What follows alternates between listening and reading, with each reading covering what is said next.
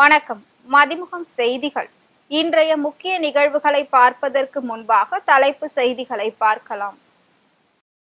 பரந்தூர் விமான நிலையம் முதலமைச்சர் மு.க.ஸ்டாலின் முக்கிய ஆலோசனை. அமெரிக்காவில் இறக்குமதி செய்யப்படும் இரும்பு, அலுமினியம் மீது 50% வரி விதிப்பு இன்று முதல் அமலுக்கு வருவதாக அறிவிப்பு. 2.5 கோடி போலி IRCTC ஐடிக்கள் முடக்கம். ரயில் டிக்கெட் முன்பதிவு சில நிமிடங்களில் விற்று தீர்வதன் பின்னணியை கண்டுபிடித்து நடவடிக்கை. 18 ஆண்டுகள் IPL வரலாற்றில் முதன்முறையாக பெங்களூரு சாம்பியன். கிங் கோலிக்கு இந்த கிரீடம் பொருத்தமானது என முதலமைச்சர் வாழ்த்து. பொதுத்துறை நிறுவனங்களை தணிக்கை செய்ய தனியார் நிறுவனங்களுக்கு டெண்டர். குடியரசுத் தலைவருக்கு சு. வெங்கடேசன் MP கடிதம். பரந்தூர் புதிய விமான நிலைய திட்டம் தொடர்பாக முதலமைச்சர் மு.க.ஸ்டாலின் முக்கிய ஆலோசனை மேற்கொண்டுள்ளார். சென்னையின் 2வது புதிய விமான நிலையம் காஞ்சிபுரம் மாவட்டம் பரந்தூர் பகுதியில் அமைக்கப்பட உள்ளது. இந்த திட்டத்திற்கான நிலம் கையகப்படுத்தும் பணிகள் தொடங்கி முழு வீச்சில் நடைபெற்று வருகிறது. பரந்தூர் மற்றும் அதனை சுற்றியுள்ள 13 கிராமங்களில் இருந்து மொத்தமாக 5746 ஏக்கர் நிலம் கையகப்படுத்தப்பட உள்ளது. பரந்தூர் விமான நிலையம் அமைக்கும் பணிகளை மாநில அரசுக்கு சொந்தமான தமிழ்நாடு தொழில்துறை மேம்பாட்டுக் கழகம் மேற்கொண்டு வருகிறது. பரந்தூர் விமான நிலையம் அமைக்க எதிர்ப்பு தெரிவித்து அப்பகுதி கிராம மக்கள் பல்வேறு கட்ட போராட்டங்களில் ஈடுபட்டு வருகின்றனர். இந்நிலையில் பரந்தூர் புதிய விமான நிலைய திட்டம் தொடர்பாக சென்னை தலைமை செயலகத்தில் முதலமைச்சர் மு.க.ஸ்டாலின் தலைமையில் முக்கிய ஆலோசனை கூட்டம் நடைபெறுகிறது. இந்த ஆலோசனையில் தொழில்துறை அமைச்சர், தொழில்துறை செயலாளர் மற்றும் அரசின் முக்கிய அதிகாரிகள், டிட்கோ அதிகாரிகள் உள்ளிட்டோர் பங்கேற்றனர். அடுத்த கட்ட பணிகள் தொடர்பாக அதிகாரிகளுடன் முதலமைச்சர் ஆலோசிக்க உள்ளதாக தகவல்கள் வெளியாகியுள்ளது. அமெரிக்காவில் இறக்குமதி செய்யப்படும் இரும்பு, அலுமினியம் மீது இன்று முதல் 50% வரி விதிப்பு அமலுக்கு வருகிறது. அமெரிக்க ஜனாதிபதியாக டொனால்ட் ட்ரம்ப் கடந்த ஜனவரி மாதம் பொறுப்பேற்றார். இதனை அடுத்து பல்வேறு நாடுகள் மீது சரமாரியாக இறக்குமதி வரி விதிப்பை அறிவித்த ட்ரம்ப் வர்த்தக போருக்கு வழிவகுத்தார். இந்தியா, சீனா உட்பட பல்வேறு நாடுகளில் இருந்து இறக்குமதி செய்யப்படும் பொருட்களுக்கு கூடுதல் வரியை அறிவித்தார். இதனால் சர்வதேச அளவில் பெரும் தாக்கம் ஏற்பட்டது. இந்நிலையில் வெளிநாடுகளில் இருந்து அமெரிக்காவில் இறக்குமதி செய்யப்படும் இரும்பு, அலுமினியத்திற்கு ஏற்கனவே 25% வரி விதிக்கப்பட்டிருந்தது. அந்த வரி மேலும் அதிகரிக்கப்பட்டுள்ளது. அதன்படி இரும்பு, அலுமினியம் மீதான இறக்குமதி வரி 50% உயர்த்தி ஜனாதிபதி டொனால்ட் ட்ரம்ப் அறிவித்துள்ளார். இந்த வரி விதிப்பு இன்று முதல் அமலுக்கு வந்துள்ளது. இதன் காரணமாக இந்தியா, சீனா போன்ற நாடுகளில் இருந்து அமெரிக்காவிற்கு இரும்பு, அலுமினியத்தை ஏற்றுமதி செய்யும் நிறுவனங்கள் பாதிக்கப்படும் என எதிர்பார்க்கப்படுகிறது. ரயில் டிக்கெட் முன்பதிவு சில நிமிடங்களில் விற்று தீர்வதன் பின்னணியில் உள்ள மோசடி நபர்களை IRCTC கண்டறிந்துள்ளது.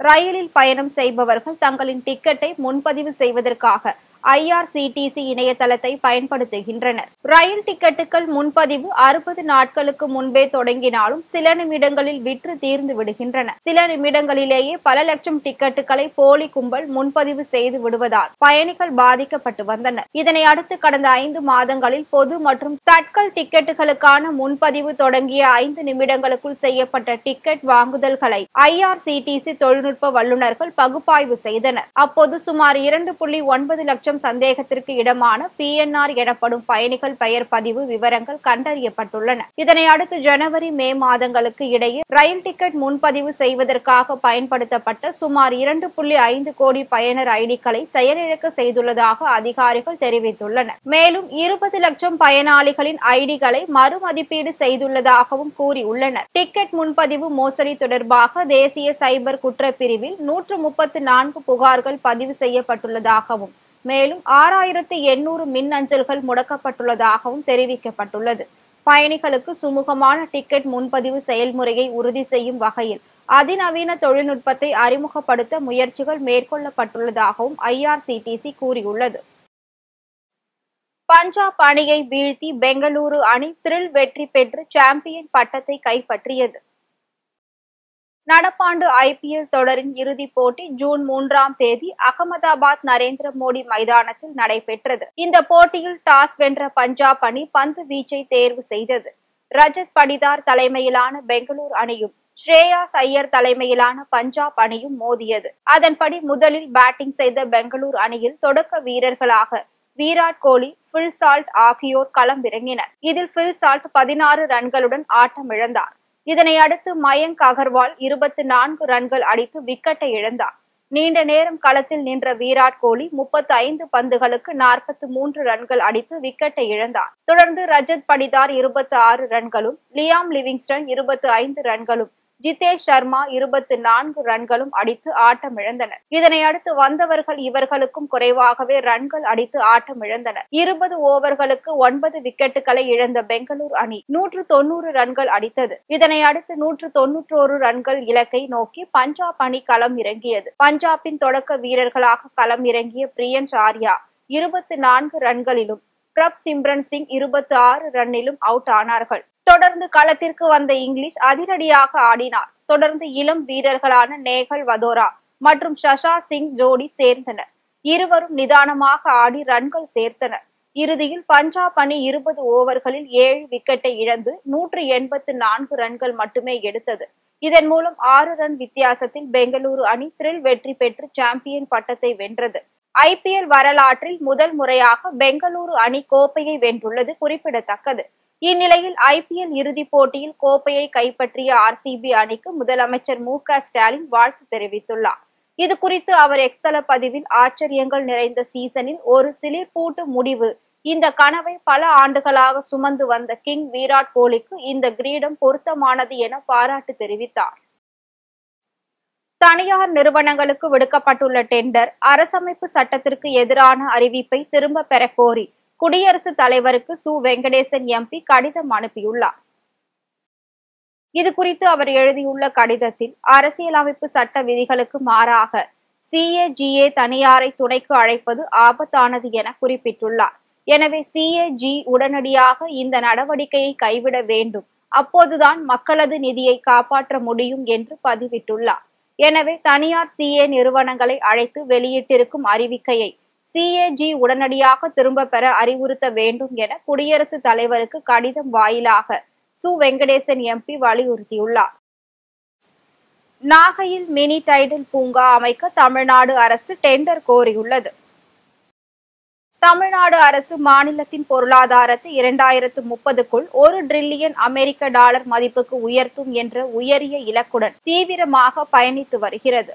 இந்த இலக்கை அடைவதற்கு உற்பத்தி துறையுடன் சேவை துறையின் வேகமான வளர்ச்சியும் அவசியம் என்பதை உணர்ந்து மாநிலம் முழுவதும் தொழில்நுட்ப வளர்ச்சியை ஊக்குவிக்கும் பல்வேறு திட்டங்களை செயல்படுத்தி வருகிறது. அதன் ஒரு பகுதியாக கடலோர மாவட்டமான நாகப்பட்டினத்தில் புதிய மினி டைடல் பூங்காவை அமைக்கும் திட்டத்தை தொழில்துறை அமைச்சர் TRP ராஜா சட்டப்பேரவையில் அறிவித்திருந்தார். இந்நிலையில் நாகையில் மினி டைடல் பூங்கா அமைக்க தமிழ்நாடு அரசு டெண்டர் கோரியுள்ளது. மினி டைடல் பூங்கா கட்டுமான பணிக்கு திட்ட ஆலோசகர்களை தேர்வு செய்ய டெண்டர் கோரப்பட்டுள்ளது. நாகையில் அமைய உள்ள இந்த மினி டைடல் பூங்கா தகவல் தொழில்நுட்ப சேவைகள் துறையில் சுமார் 600 பேருக்கு வேலை வாய்ப்பு கிடைக்கும் என கூறப்படுகிறது. இத்திட்டம் நாகை மாவட்டத்தின் இளைஞர்களுக்கு உயர்தர வேலை வாய்ப்புகளை வழங்குவதோடு தமிழ்நாட்டில் தொழில்நுட்ப அடிப்படையிலான தொழில்களை மேம்படுத்துவதற்கும் முக்கிய பங்கு வகிக்கும்.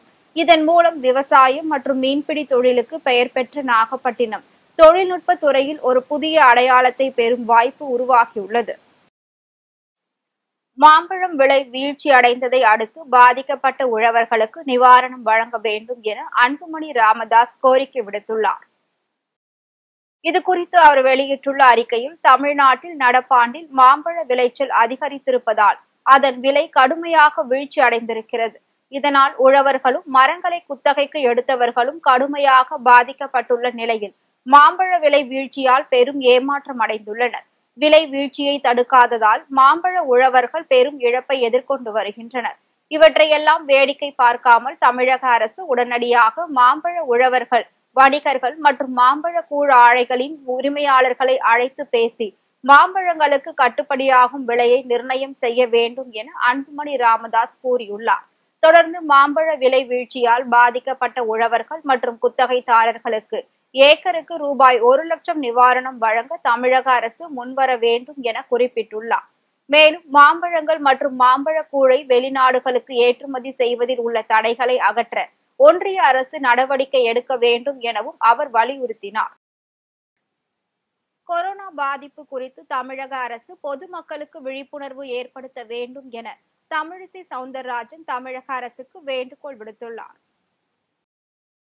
சென்னை மேடவாக்கத்தில் கிழக்கு மாவட்ட பாஜக சார்பில் மாவட்ட தலைவர் குமார் தலைமையில் அகில்யா பாய் ஹோல்கரின் 300வது பிறந்தநாள் விழாவை முன்னிட்டு கருத்தரங்கு நிகழ்ச்சி நடைபெற்றது.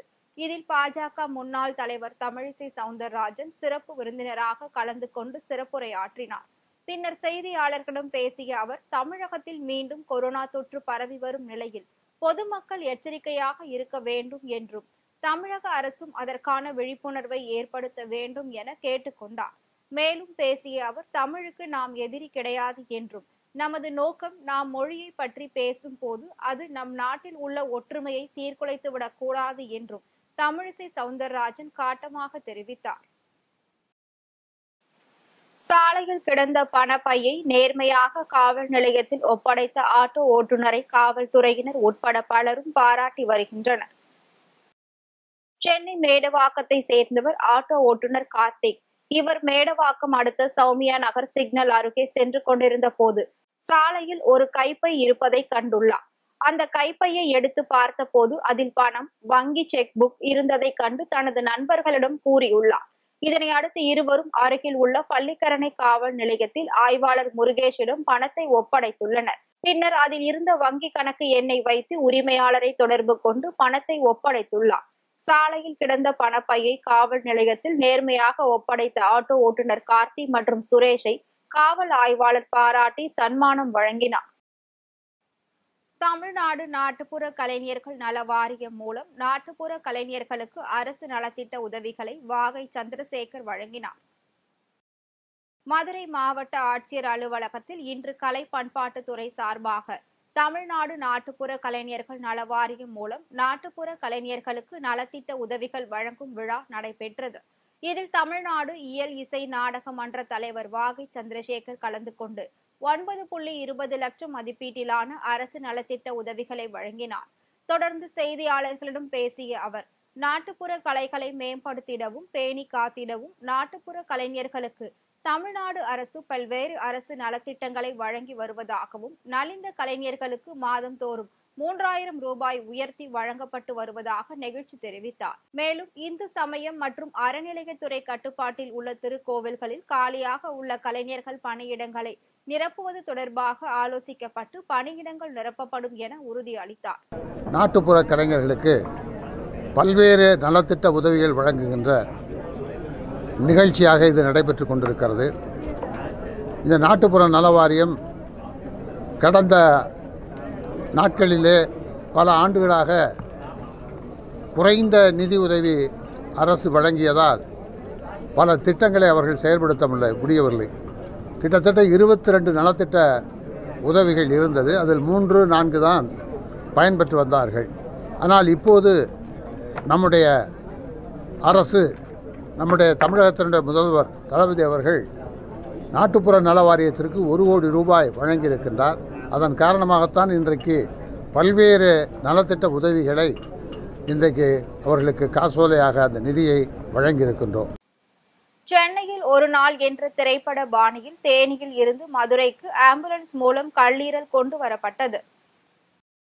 தேனி மாவட்டம் ஆண்டிப்பட்டி ஆத்தங்கரைப்பட்டி கிராமத்தை சேர்ந்தவர் நிருவி. இவர் மூளை சாவு அடைந்த நிலையில் அவரது கல்லீரல், சிறுநீரகங்கள் மற்றும் கண்களை தானம் செய்ய குடும்பத்தினர் முன் வந்தனர். முதற்கட்டமாக அவரது கல்லீரல் தேனி அரசு மருத்துவக் கல்லூரி மருத்துவமனையில் இருந்து மதுரை தனியார் மருத்துவமனைக்கு ஆம்புலன்ஸ் மூலம் அனுப்பி வைக்கப்பட்டது. இது குறித்து மதுரை காவல்துறையினருக்கு தகவல் தெரிவிக்கப்பட்டதை தொடர்ந்து போக்குவரத்துகளை காவல்துறையினர் சீரமைத்து கொடுத்தனர். சென்னையில் ஒரு நாள் திரைப்படத்தில் வரும் காட்சியை போல் 45 நிமிடங்களில் தேனியில் இருந்து மதுரைக்கு கல்லீரல் கொண்டு செல்லப்பட்டது என்பது குறிப்பிடத்தக்கது.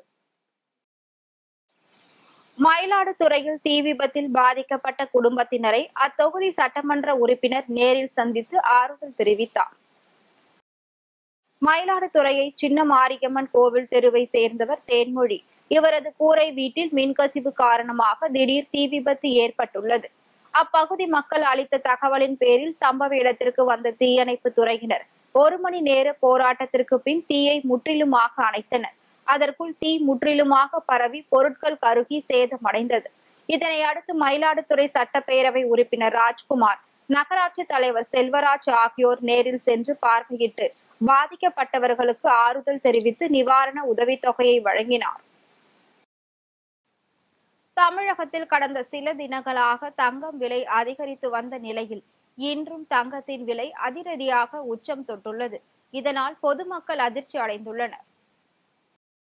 சென்னையில் 22 கேரட் ஆபரண தங்கத்தின் விலை சவரனுக்கு 88 ரூபாய் அதிகரித்து 79,336 ரூபாய்க்கு விற்பனை செய்யப்படுகிறது.